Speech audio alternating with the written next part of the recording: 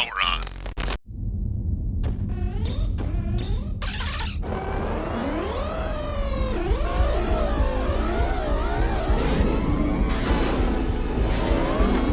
Now entering the gaming grid. The latest gaming news, reviews, and retro culture, as only the man of tomorrow can deliver.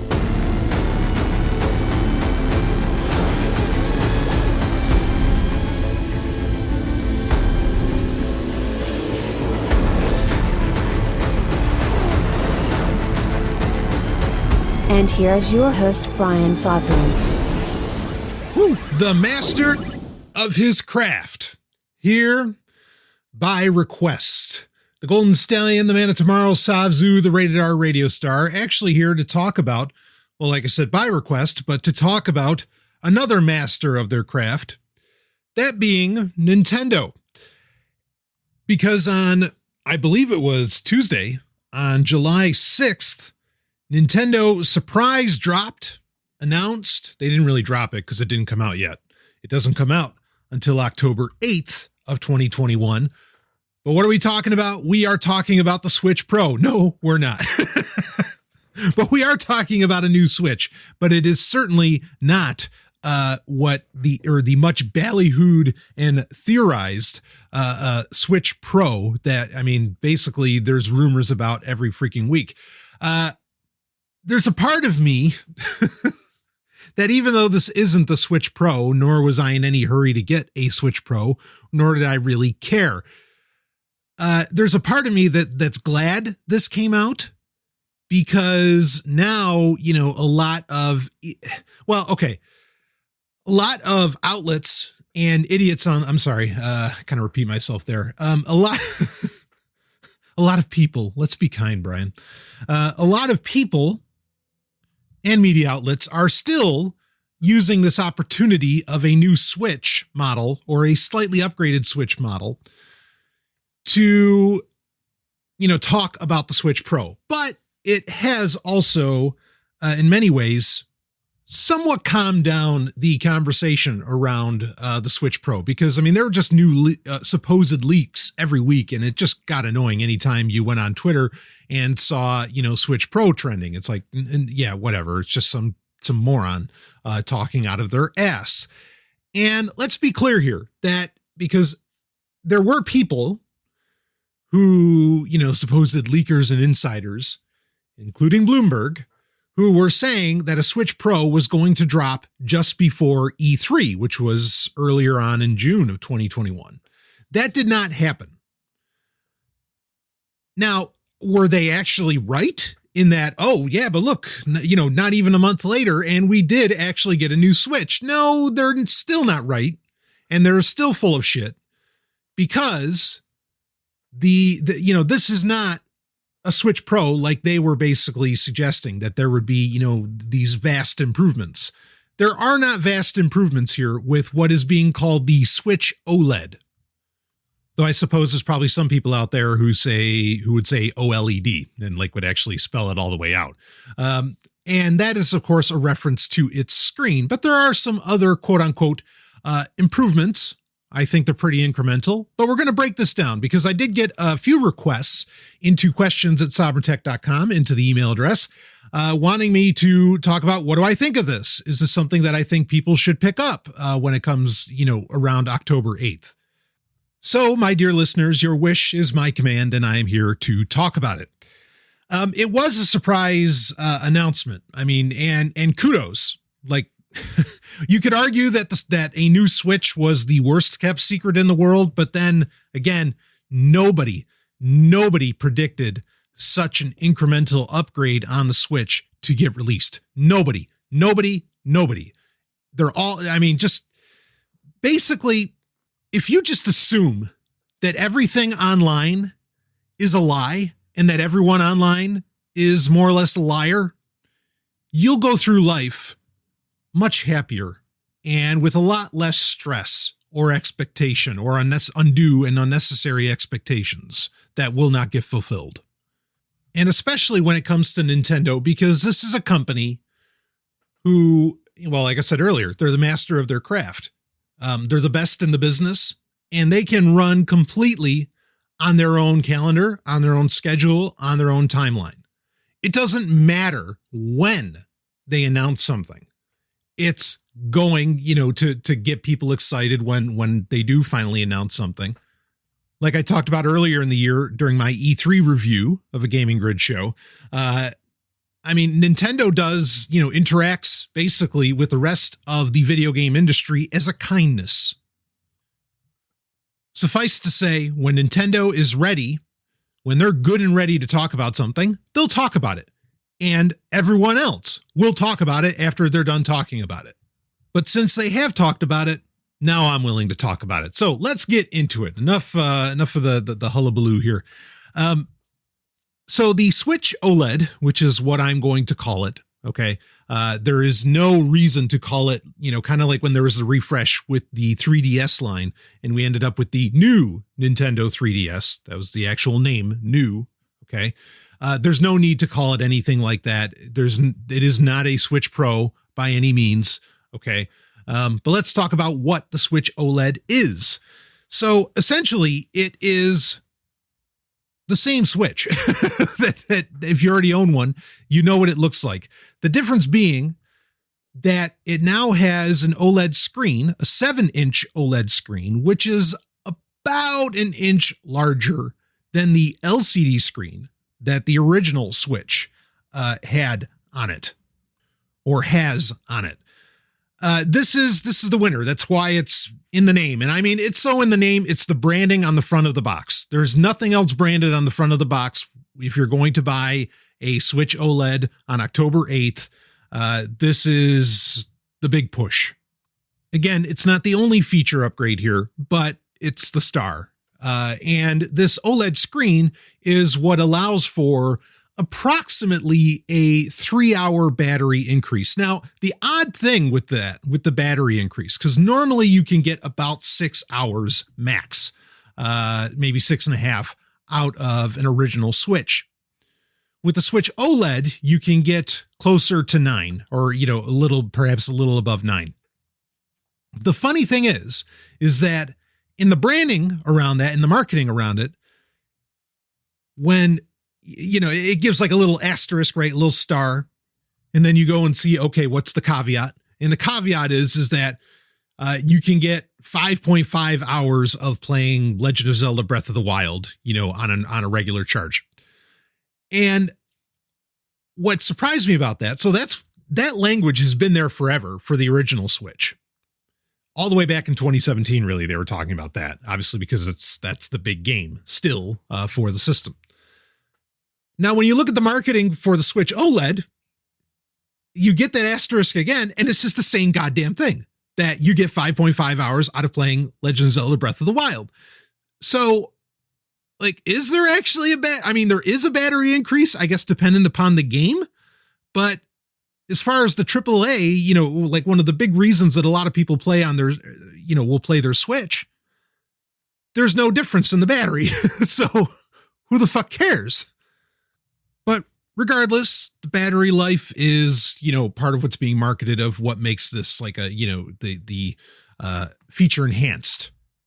And feature enhanced is probably the best word or term to use here, because there's nothing real. There's absolutely nothing new about this other than that OLED screen. Now, already a lot of people are coming out, a lot of commentators and even just fans are coming out and saying that, hey, actually an OLED screen is a bit of a problem. And it's a problem that the, smartphone industry has learned a hard lesson on. And that is an OLED screen.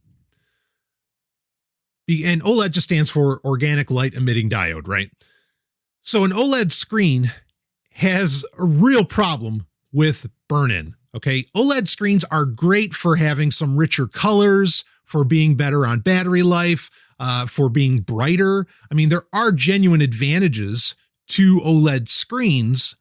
However, there is the disadvantage of the nature of OLEDs that you get screen burn-in. Now, screen burn-in is not a new concept in the electronics world, right? If you remember CRTs, old big tube televisions and monitors and everything, You used to have on your computer, if you remember back in the late 80s or 90s, you used to have this thing called a screensaver, right? In fact, such an ubiquitous bit of software. I mean, you even had a very famous tech show, of course, hosted by Leo Laporte back in the day, and which had kind of a modern comeback. But anyway, called the screensavers. So screensavers were a very popular thing. I still love them. I still think that screensavers are great. I've talked about this many times that I still use screensavers on my, laptops or desktops. Like I'll use like the Batman Forever font and have it say Sovereign Tech, and it'll be, spinning around with that silvery glare and everything. And, I'll at least use that. But I mean, there's some awesome screensavers from years past. I remember growing up, we had the original series screensavers from a company called After Dark. Everybody probably remember, or not everybody, but those that have been around remember the flying toasters, right? The toasters with wings. But the original series screensavers were awesome because like you'd have Spock walking around, like, scanning things with this tricorder on your screen to prevent burn-in, right? It was just graphics going across your screen to keep the image of whatever was on your screen from burning into the CRT. But anyway, the Spock one was great. And like eventually one of the flowers from this side of paradise would pop up, from Omicron Ceti 3 and would spray Spock and he'd just smile. And then the music, there would actually be audio with the screensaver and, kind of the love theme from Alexander Courage from the original series would play, do, do, do, do, do, do, do, right? Anyway, love screensavers, the show and the software. So OLED screens have this issue where apps will burn in. Like what'll essentially happen is with a smartphone is that on a long enough timeline, the UI for, I don't know, whatever you're using, it could even be the UI for Telegram, right? Will burn in at like the top of the screen of your OLED screened smartphone. On a long enough timeline. Sometimes that can take years, sometimes it can take less.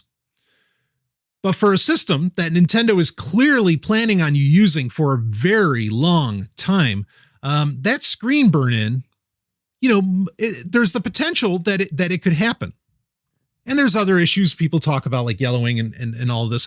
I don't have any devices, at least not that I'm aware of. I don't have any devices that have an OLED screen, so I can't speak to it personally. But the industry, the tech industry knows that this is a thing. And the sad part is they basically want to blame the consumer. That if you get screen burn in, well, that's your fault for being a schlub, I guess. Like that's how they treat it. In fact, it took years for companies to admit that it's even a thing.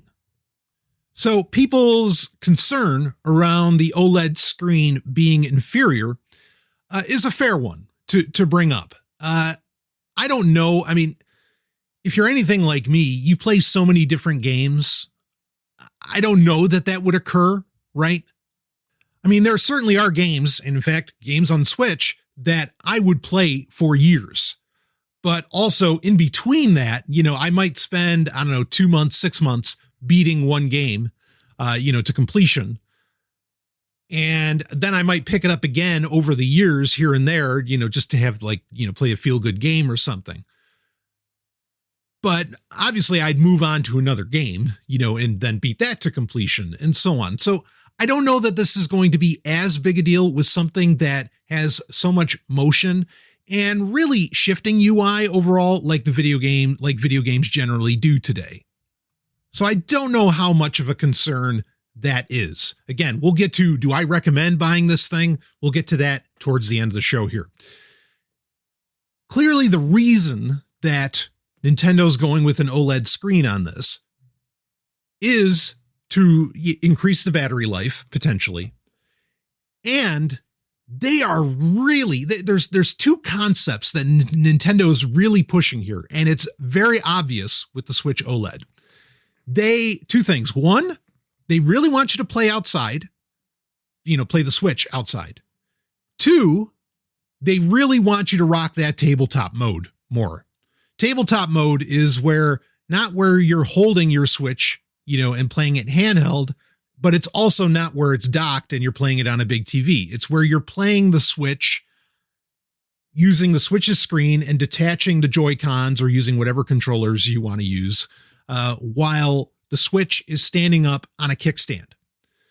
The Switch OLED has a expanded kickstand. The entire back flap, or at least half of the back of the Switch OLED, will flap out and act as a kickstand.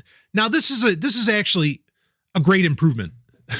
Might be the best. The OLED screen doesn't really do much for me, but there are a couple of improvements here that do get me that I do like. But do you have to buy a Switch OLED to do these improvements? Wait and hear.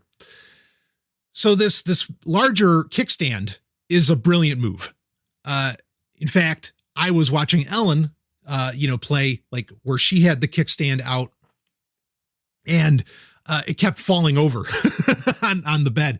And, that sucks. Like, the kickstand actually on the original Switch sucks for a couple of reasons. One is it never really holds the thing up.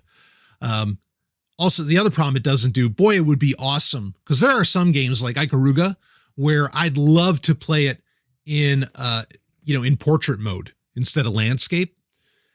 And the kickstand on the original Switch and really the kickstand on the Switch OLED, neither of those resolved this issue where you could stand it up that way. That would have been brilliant if they did. I mean, well, maybe with the Switch OLED you could pull that off, but I don't think so. Anyway, having the entire back where now it's like multiple inches that this kickstand, can hold the Switch up, that's an improvement. The other part that I like about it, because just opening up like the clip on the little kickstand on the Switch, on the original Switch, is so tight. Oh, it's such a pain in the ass to take off. In fact, most of the time that I finally get it opened, get the kickstand opened up, it'll actually like flip the kickstand, right off of its clips and right off of the Switch. So this new kickstand, this much wider kickstand, is a brilliant move, really.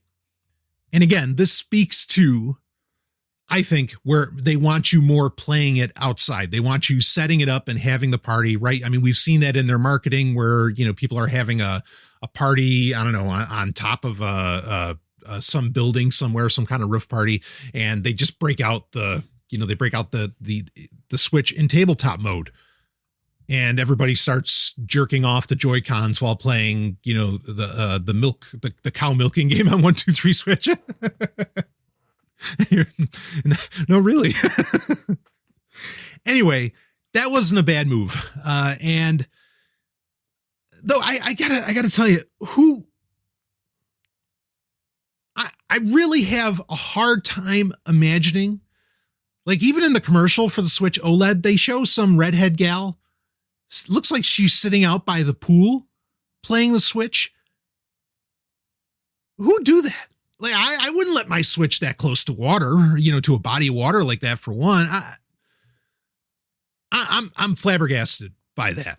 I mean, I've certainly, growing up, yeah, I've played my Game Boy outside, but usually I pull out my Game Boy, when I'm on a bus ride or something like that. It was never really that I would just go sit outside, and lay back and play my Game Boy. Like, no, I do that in bed, because the bed is fucking comfortable.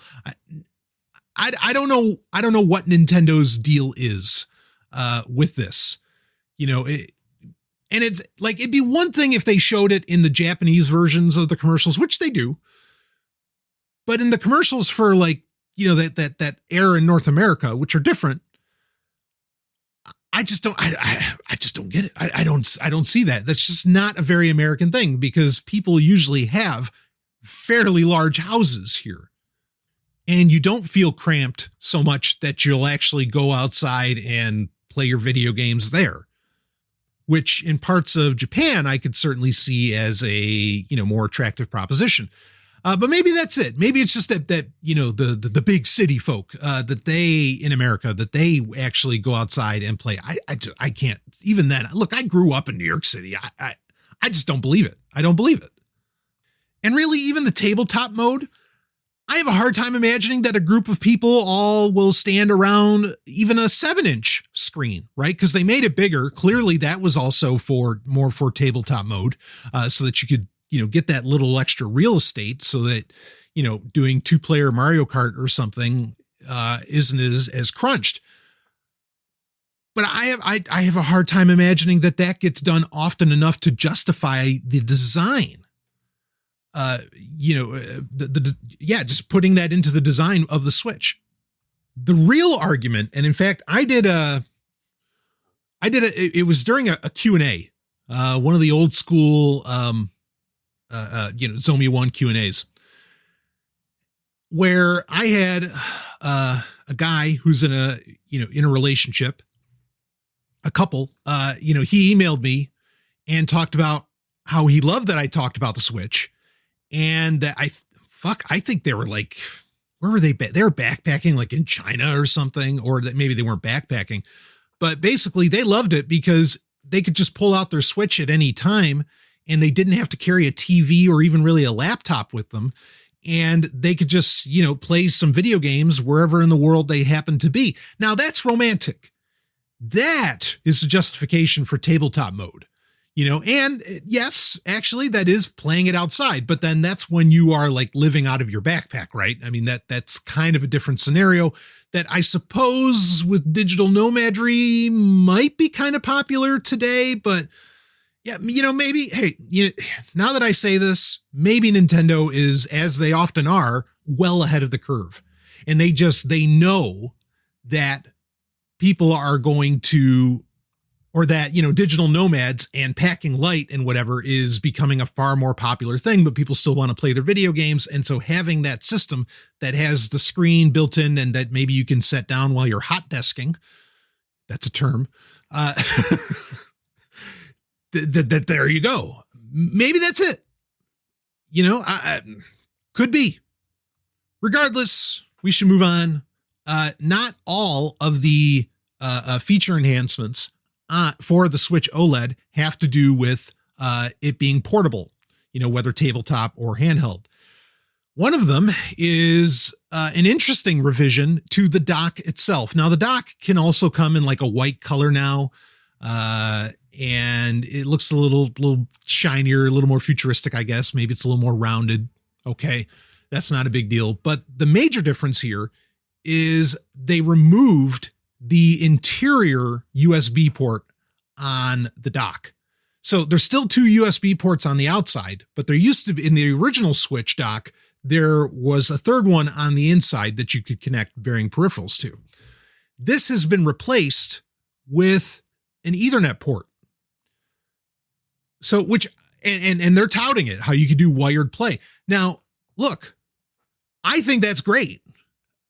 However, I've had an Ethernet port on my Switch as long as I've owned the thing, because Hori, the company, Hori, who they make tremendous accessories and peripherals, for the Switch particularly, years ago came out with a USB, Ethernet adapter for the Switch specifically. Costs like, I don't know, $30.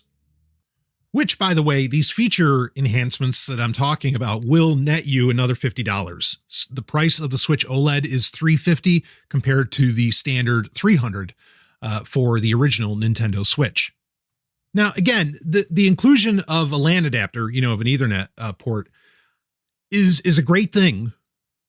However, I actually see it as somewhat inferior. I'll explain why. To get access to it, you have to pop open the Switch dock. Here's the thing. I like having the Ethernet port accessible outside of the Switch dock, which the Hori USB adapter allows for, where you plug it in outside of the dock and it's just kind of like hanging off of the back. The reason I like that is that, I can really, to use a term, I can hot pack my Switch very quickly, without having to like open it up and pull out the Ethernet jack if I'm taking the dock, elsewhere to be able to play it on a TV. Now, that doesn't need to be a deal breaker, because there are actually much better ways to handle if you want to, like, say you're going to stay at a hotel and you want to bring the Switch, and maybe you don't want to play in tabletop mode. You want to actually, most hotels now have TVs in them with HDMI ports, and there's free HDMI ports, and you can connect to them. I would, wanting to take the fairly large Switch dock, I don't really recommend that anyway. So it's not so much of an issue. I'm just saying that I do like having my Ethernet port on the outside of the dock, or accessible externally, and not having to open it up internally. But that's a small nuisance that I'm not really going to take points off of. I just want to mention it. I'm going to talk about, okay, what's the best way to connect a Switch, to a hotel TV, say. I'm going to, or to travel with a Switch, perhaps. I'm going to talk about that in a little bit, because we're going to break down, when we talk about what should you buy. Well, I have a couple of answers on that. So, but to talk about the feature enhancements, and again, this is going to cost you $50 more than the original Switch. We're looking at, somewhat a little bit of a different dock with a little bit of a different look that has an Ethernet port. You have the larger kickstand for tabletop mode, which again, I think is great. And then you have the OLED screen itself, and then you have, which itself leads to, a little bit longer battery life. We'll see what that looks like in the real world, but their claim is that you get 3 hours more than you normally would with the original Nintendo Switch, and certainly over the Switch Lite.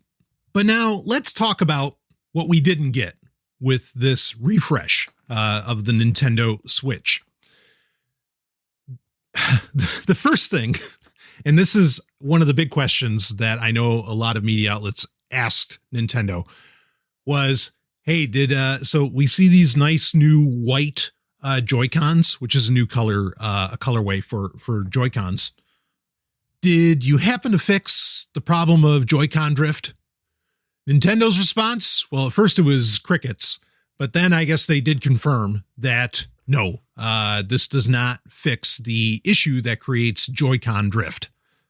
So there's no improvement on no change in accessories, and particularly the Joy-Con. Now, overall, yes, Joy-Con's a very real problem and it sucks.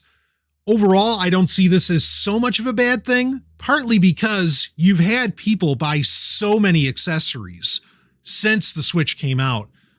To make a refresh that is somehow instantly incompatible, say, not that necessarily refreshing the Joy-Cons had to make, previous Joy-Cons incompatible, but to ensure compatibility with the refresh, I think is a fine and dandy thing. You can plug in the Switch OLED, the device itself, into a original Switch dock if you needed to.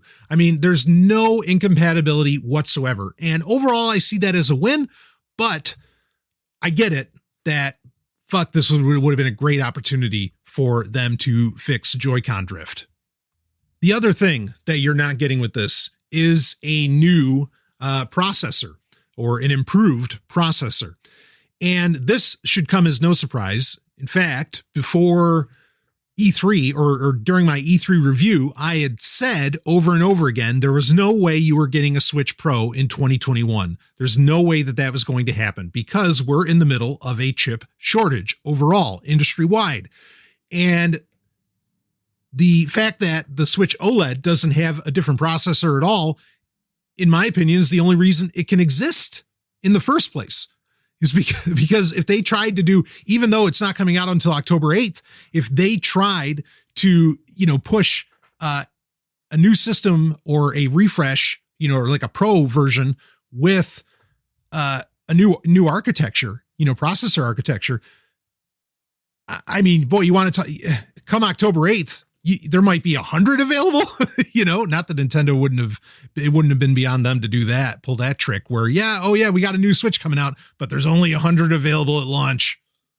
Looking at you, Amiibo. Again, and I think I talked about that at that time too.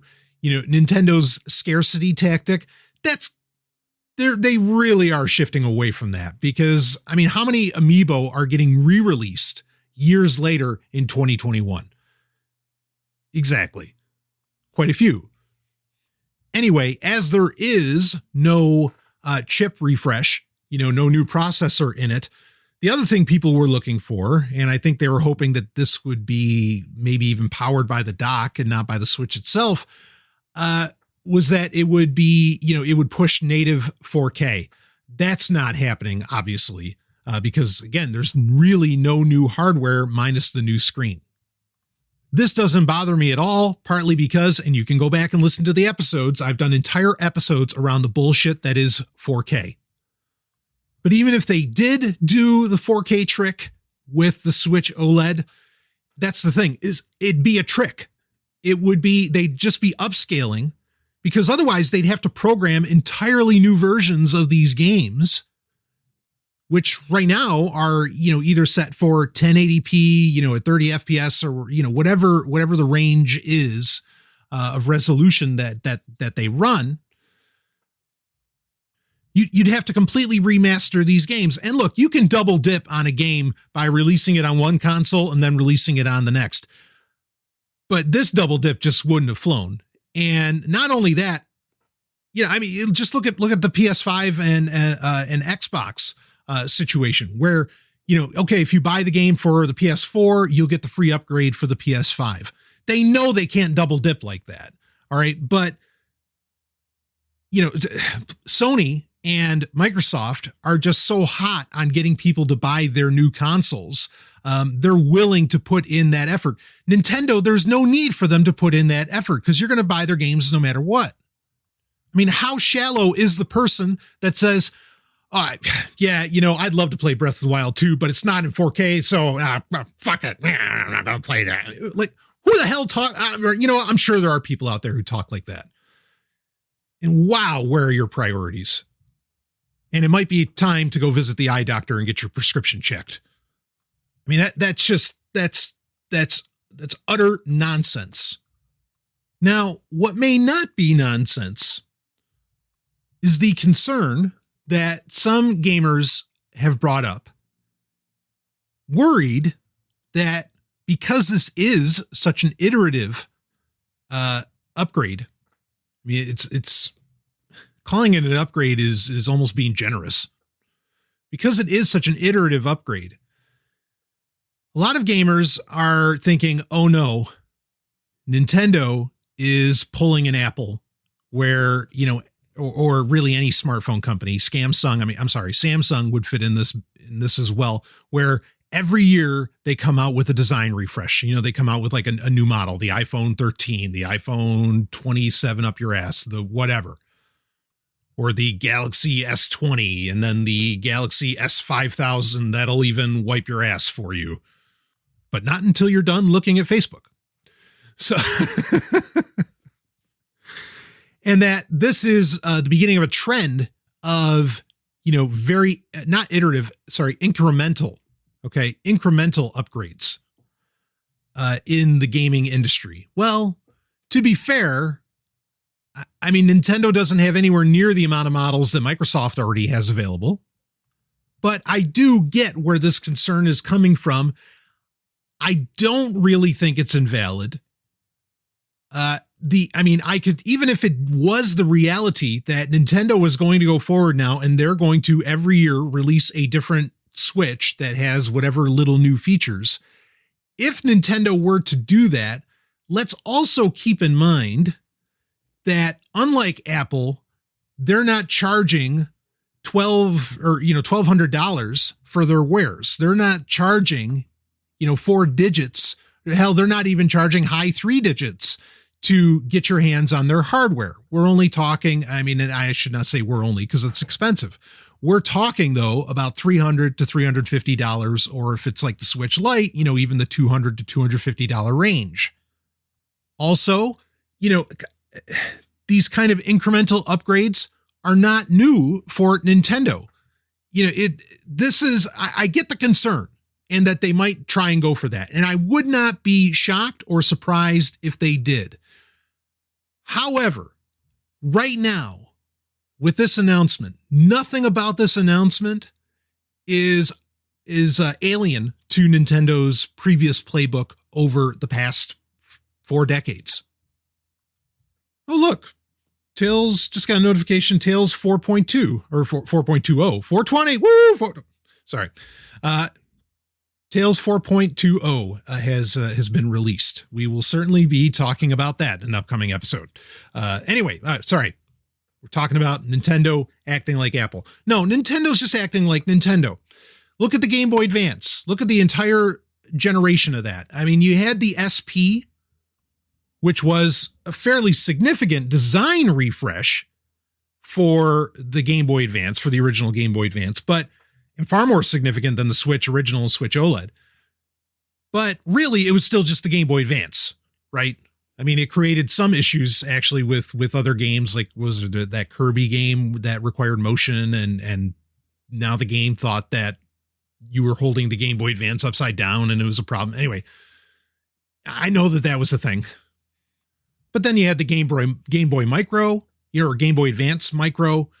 Even with the Game Boy SP, you had the 101 model, right? Which had, instead of a front light, had a backlight.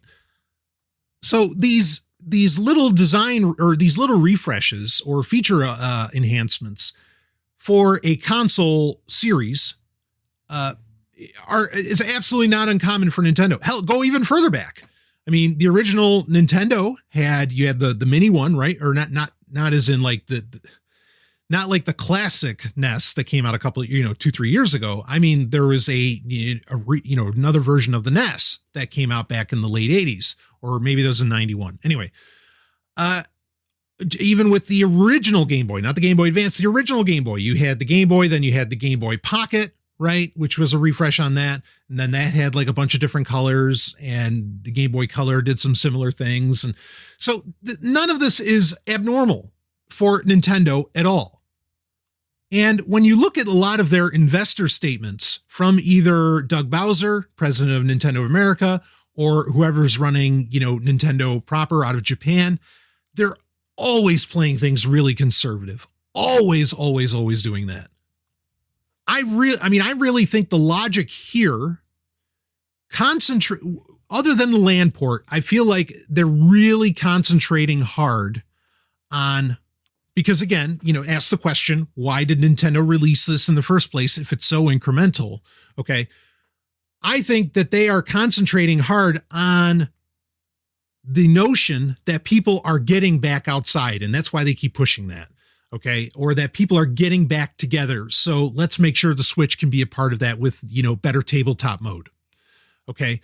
That's what's on. And this is because of, post 2020, getting, people being vaccinated, whatever else. Okay. So people are getting back together, and Nintendo wants the Switch to be there when you get outside and you get back together.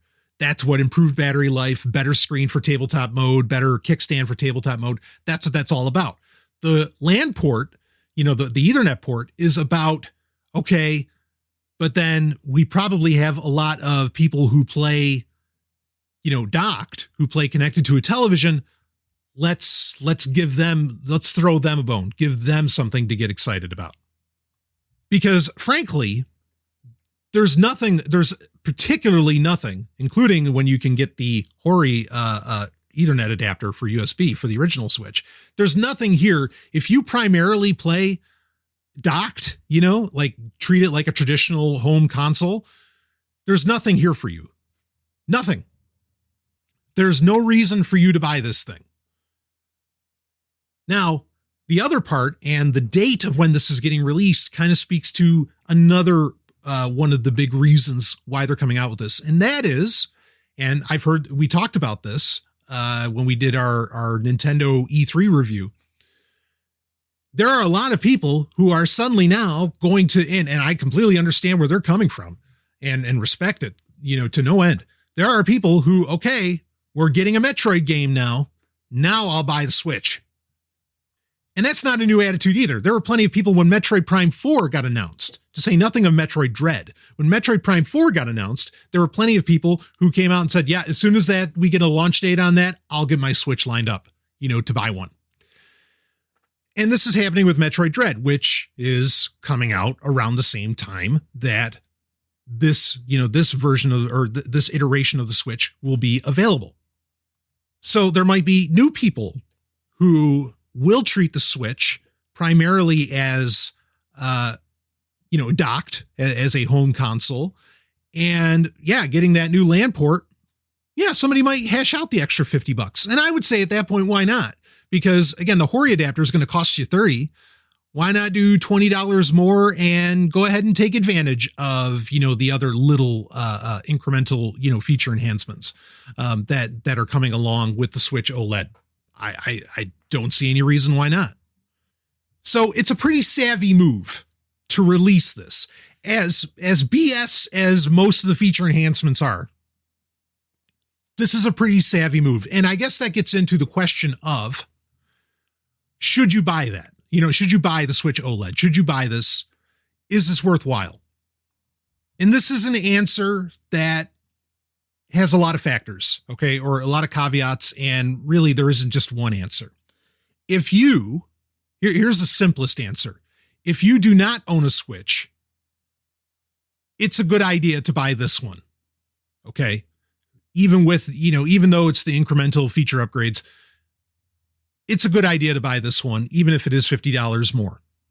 Bear in mind, come October 8th, if you try to get this thing in 2021, you're going to run into scalpers, and scalpers are going to make that a real challenge. So that's something to keep in mind. But if you are able to get your hands on one, yeah, it's a great buy if you don't already own a Switch. If for some reason the Switch you do own is damaged in any significant way, and it's time to get a new one, sure. Go again, all of the accessories, whatever you've collected over the years are all going to work with this.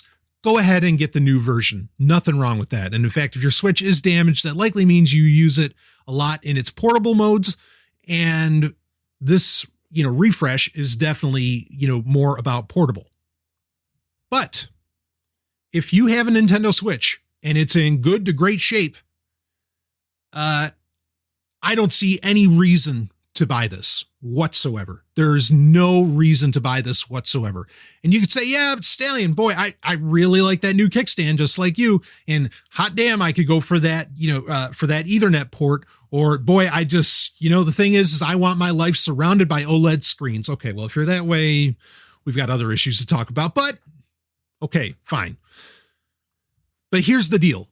Other than the OLED screen, everything that this has on offer, you can do to the Switch you own right now, or the Switch that you can buy right now or tomorrow or whenever before October 8th.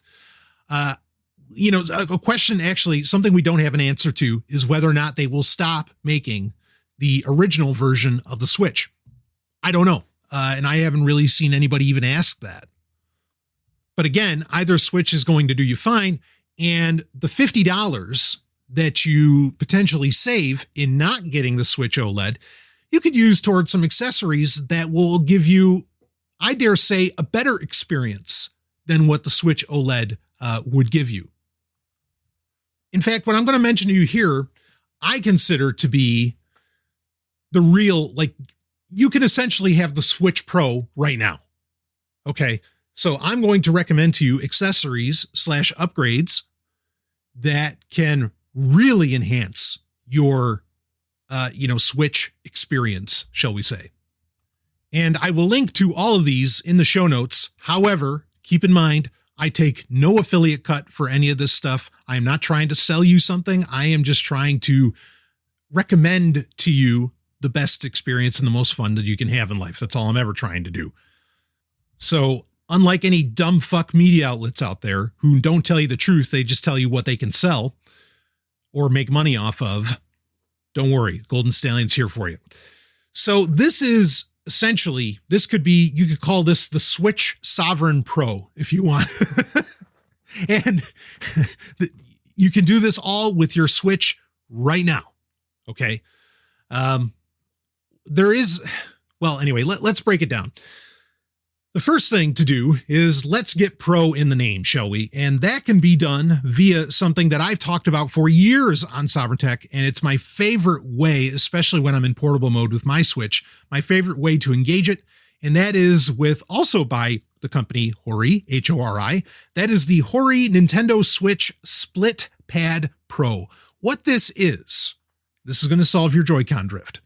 Okay, what this is, it's two really large, imagine the Switch controller, the Switch controller Pro, whatever they want to call that. Imagine the Pro version of the Switch controller that you can buy right now. Just imagine splitting that in half and putting one on each side and putting each half on the side of the Switch screen.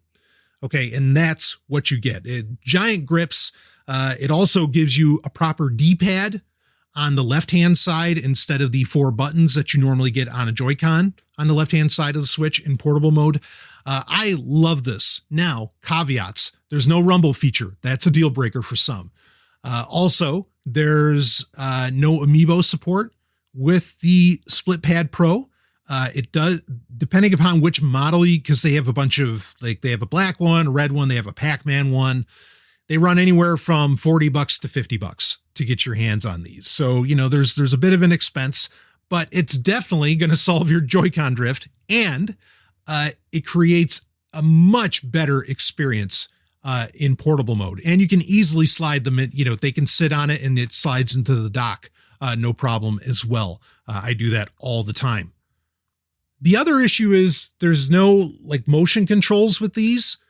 So some games where you need to use that motion sensor, motion, I guess they'd just be accelerometers in the Joy-Cons. You're going to lose out on that. So that's something to keep in mind. These are not going to completely replace your Joy-Con. I mean, also when you're, going portably, be it tabletop, mobile, however, or handheld, the beauty of the Joy-Cons is that they can essentially turn into 2 controllers that you can share with somebody. That cannot be done with the Split Pad Pro. Also, the Split Pad Pro does not have its own internal power source, so it's not like it's something that you can set up in the dog ears and make into another controller. But for 99% of the Switch library, this is going to be a dramatically enhanced experience in control scheme that you're going to have.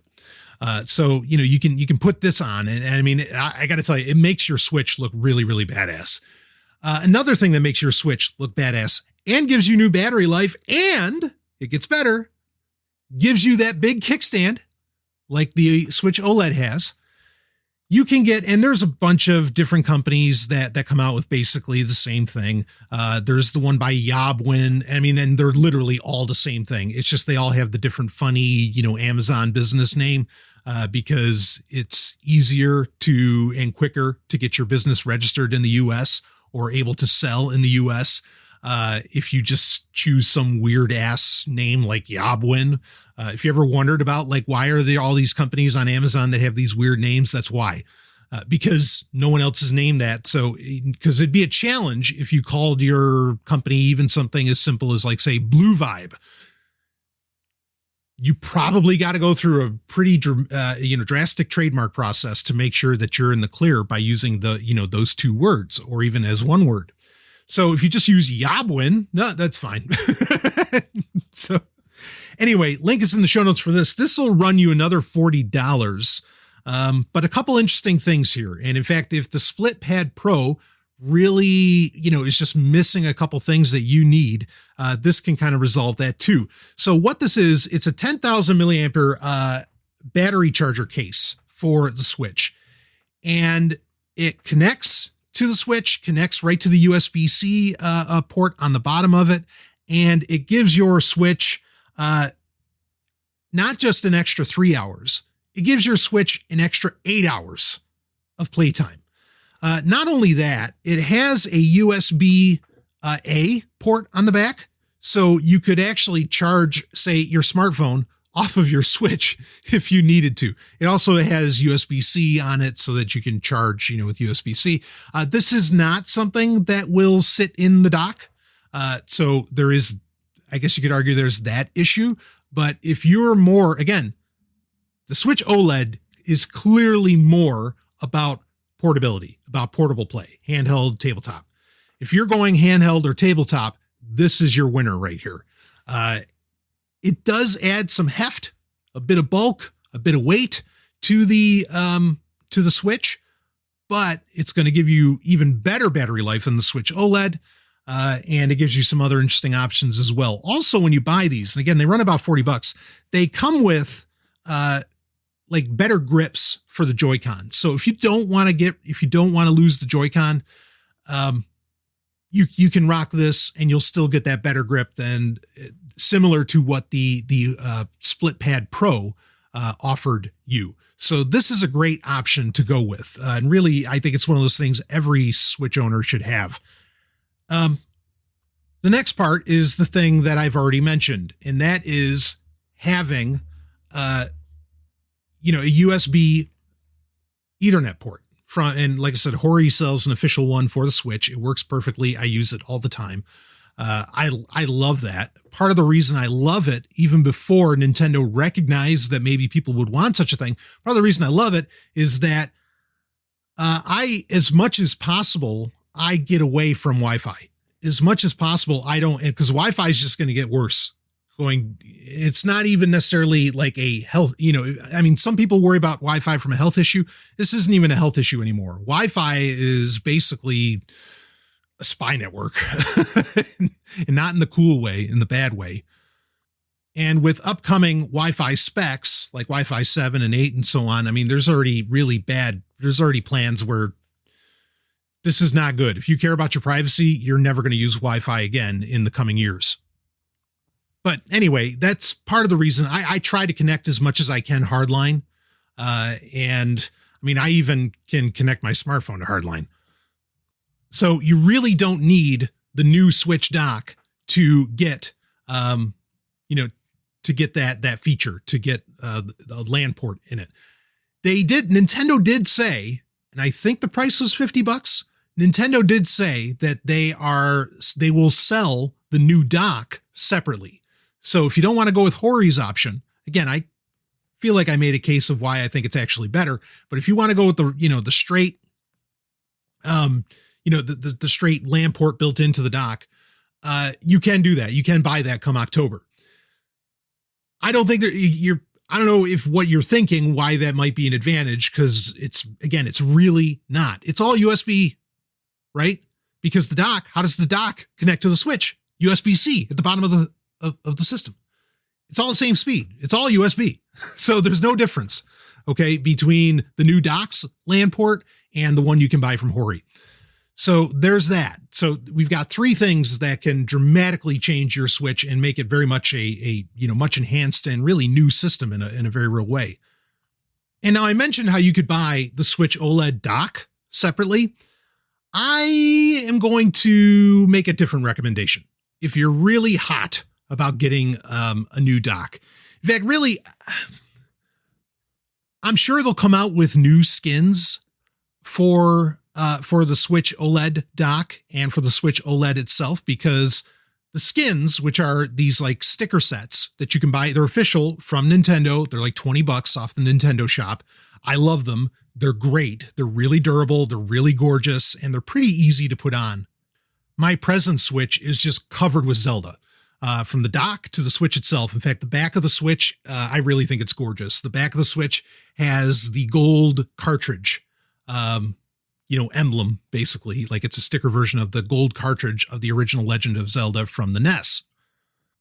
That sticker, those skins, won't work on the Switch OLED because there's specific cutouts for these sticker sets, that go over the kickstand. And so with the new kickstand, that just won't fly.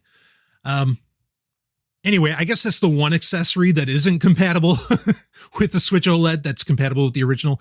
But here's the thing with the dock. Let's get back to that. With the dock is pretty bulky and frankly, unnecessarily bulky, in my opinion.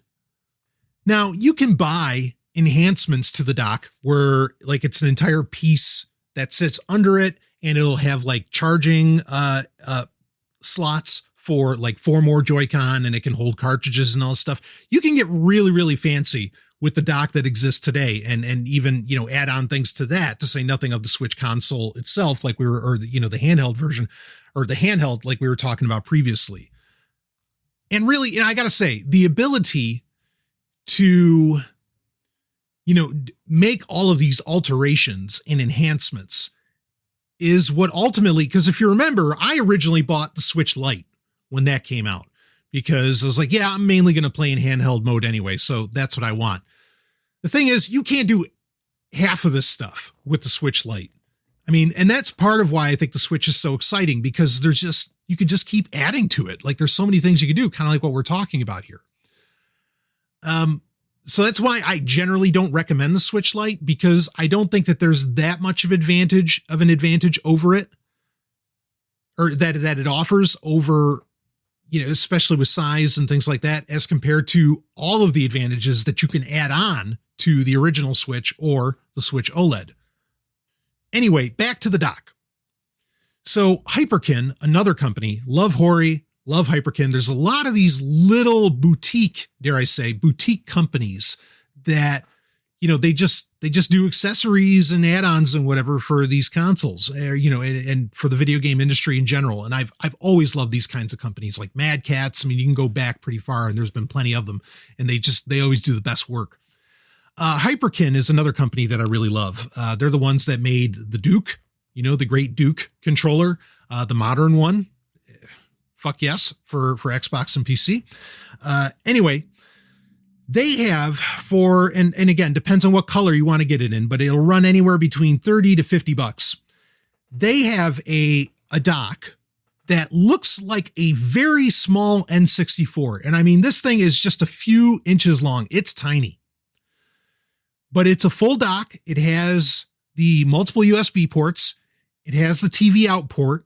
Okay. It's got, everything that the dock, the stock dock offers for the Switch. But again, it's really, really small and totally packable. And it is a dock. Okay. And, and it offers everything. So you can connect your Power A, USB, to, wired controllers, whatever you want to do. Or maybe you're playing, Hypnospace Outlaw, where it actually works with the mouse and keyboard. Awesome. Yeah. So this is a great option to have. So that way, I talked about this earlier. What if you are wanting to go to a hotel and you want to play on the hotel TV, but you don't want to carry around the big fat Switch dock? Well, here is a not big fat Switch dock. And the fact that it looks like a little N64 and that you can get it like in the atomic green color or the purple is, just a bonus. I love that. It's a great look. The other option you can get, and this is from another one of those weird companies, so you're going to find it under a bunch of different names. The one in particular I'm talking about is by, or that I'm linking to, is by a company called Rika. Link is in the show notes. And this is, this just, all it is an adapter that has a USB-C, 2 USB-A ports, and an HDMI port, and it plugs into the USB-C port on the Switch on the bottom. Okay. And if you're okay with just like laying your Switch down and then just having this, adapter, or multi-port hub, I think is what they technically call them, and plugging this into the bottom of the Switch, you don't even need a dock, right? There's no point to the dock. And if you needed Ethernet, you could just plug it into one of the USB-A ports, right? The Hori adapter. It would have been cool if the Hyperkin dock, by the way, had the Ethernet port on it. I know it doesn't, but that'd be great. But whatever, it doesn't. Maybe they'll come out with a refresh now that the OLED has inspired that, and Nintendo is like officially recognizing that wired is a thing again. But anyway, this option of a multi-port hub instead of a full-on dock works just as well. But really, this hub, this little adapter, isn't that much smaller than Hyperkin's mini dock. So I think you're really good either way. And they really both serve the same purpose, ultimately, other than if for whatever reason you still wanted this. I mean, the problem is that you can't, when you're connecting to the USB-C port on the bottom of the Switch, you're still not able to, you can't plug this adapter in because where the plug goes in, it's going to be jamming, onto the ground or onto the surface that you happen to be laying the Switch on. So it's just going to topple over.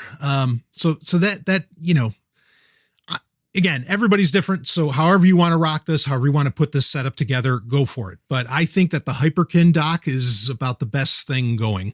I love that. And it is so portable. I mean, it could fit in your pants pocket, frankly.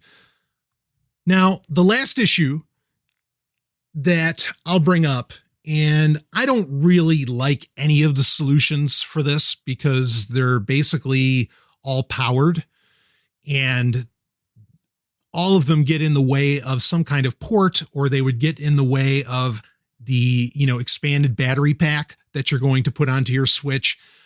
The fact that the Switch does not have Bluetooth audio. Yes, it's preposterous. I know that. Okay. I also don't care because, that was another feature improvement too. They did make the speakers better in whatever way that they did that, but they made the speakers louder, bigger, better on the Switch OLED as compared to the original Switch. Again, that's clearly speaking to that tabletop mode or handheld, more to the portability, right? I regularly use plug-in headphones, nothing ever, no technology. Well, okay, I can't say that for certain, but no technology that we can dream up at this time and is likely to come out in the next 10 to 20 years will beat the sound quality that you get through headphones directly plugged in to, whether it's through a DAC or, or it's hardline through the 1/8 jack, right? You're never going to get better audio than that. You're just not. Wireless audio will never beat wired audio. Now, I'm not saying never as in never, ever, ever. I'm just saying that for the far foreseeable future, that's not going to happen. Now, there are Bluetooth adapters that will either connect to the 1/8 jack or the USB-C port for the Switch that will give you Bluetooth audio. I think, and there's some that will even connect to the dock. I think these are all just far too imperfect. They're just not good enough. There's varying problems. Again, either they're covering a port or they have the connection's wonky, whatever it is.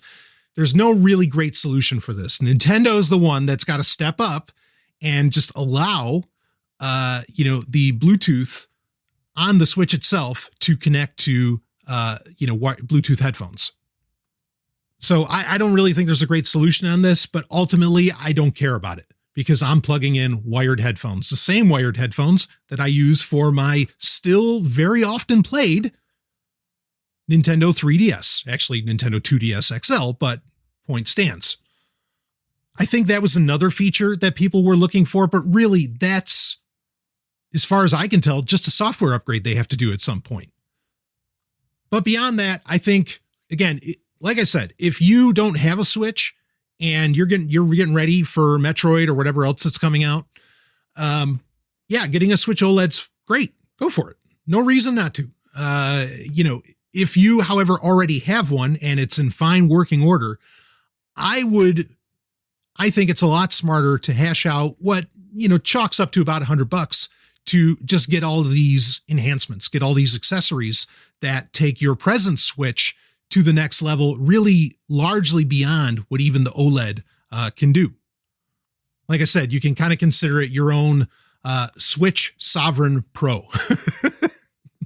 So have fun with that. Again, just wrapping things up. Ultimately, I have no problem with the Switch OLED. I have no reason to upgrade to it. I can't imagine. I take such great care of my electronics anyway. I just can't imagine that I'm ever really going to buy one. There's no real point to it. For me personally, again, there's really no performance upgrade here. Not really. And, any of the features that are there, I either already had due to accessories or, I could easily have due to accessories. I really get why Nintendo did this. I have no problem, like I said, with Nintendo doing this. In fact, to some degree, what took them so long? They usually do this kind of thing well before now. Maybe they were planning on doing it in 2020, but 2020 was, the shit show that it was. And it's not like Nintendo's hurting. They're making money hand over fist. They're selling, I mean, the Switch is still the best-selling system around the world, blowing away PS5 or the latest Xbox. It's not even a competition, you know? So, frankly, they didn't even need to do this. And I'd argue perhaps that it's even, it's not, alien for them, but it might even just be an investor play on their part overall. I think that, again, I said it earlier, I think the enhancements they made are savvy for the world that we live in post 2020. I think the people that are angry at Nintendo for not doing more, for not coming out with a Switch Pro, I mean, everybody's got their opinions, but I think that's ridiculous to be mad at them about this. This is not an abnormal move. And ultimately, like I said, it's a good one. It's a savvy one. It's one that comes from a company that understands the world they exist in right now. Does the Switch OLED mean that a Switch Pro is never going to happen? An official Switch Pro, not the Switch Sovryn Pro? No, I mean, there's still a chance that it could happen. I'm not opposed to that, but boy, it's not going to happen for at least another year or two, mainly because of that chip shortage, like we've talked about previously. And even that might not get better until into 2022. So that's just going to back up any plans for a Switch Pro. But also, I just don't see a justification for a Switch Pro. 4K is not a good enough reason because, especially right now, like I said, it's just going to upscale the content. And look, your 4K TV is already doing that upscaling for you. So it's either the Switch does the upscaling or your TV does. What's the big fucking diff? Bottom line, I'll trust Nintendo to tell me when I need a Switch Pro. Okay. Cause they'll make the case and they'll make it far better than anybody sitting on the sidelines in the gaming industry or in the gaming community. But there it is. We'll leave it at that. The Switch OLED, it is a thing coming October 8th, $350. If you hadn't gotten, if you're not on the Switch train yet, here's your chance. So it doesn't hurt to wait for it. Or you could do the Switch Sovryn Pro. We'll leave it at that. More Sovryn tech to come. I will see all of you on the other side. Game over.